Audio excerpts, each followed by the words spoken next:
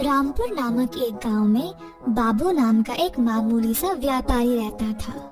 वह हर रोज जंगल की लकड़ियां काटकर उन्हें बेचकर अपनी रोजी रोटी कमाता था। एक दिन नदी के किनारे एक बड़े से पेड़ के ऊपर चढ़कर डालियों को कुल्हाड़ी से काट रहा था। अचानक से बाबू के हाथ से कुल्हाड़ी फिसलकर नदी के अंदर गिर गई। बाबू बेकरार हो गया और कुल्हाड़ी को खोजने के लिए नदी में कूद गया। बहुत ढूंढने के बावजूद बाबू को उसकी कुल्हाड़ी नहीं मिली। बाबू बहुत निराश हुआ और पेड़ के नीचे बैठकर भगवान से प्रार्थना करने लगा कि उसकी कुल्हाड़ी उसको वापस मिल जाए।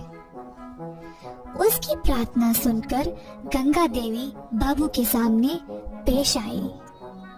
देवी बाबू से पूछी, क्या हुआ बाबू, तुम क्यों परेशान हो? बाबू ने जवाब दिया, देवी, मेरी रोजी रोटी कमाने का माध्यम सिर्फ मेरी कुल्हाड़ी थी, परंतु वो पानी में गिर गई।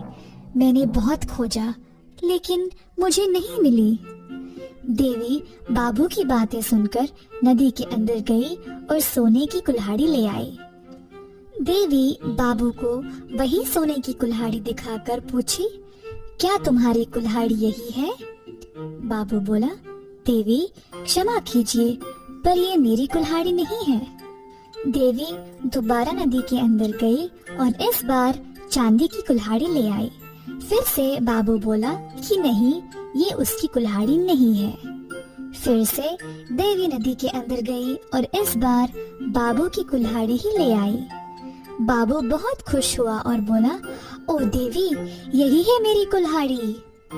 बाबू की ईमानदारी देखकर गंगा देवी तीनों कुल्हाड़ियां बाबू के हाथ में सौंपकर गायब हो जाती है।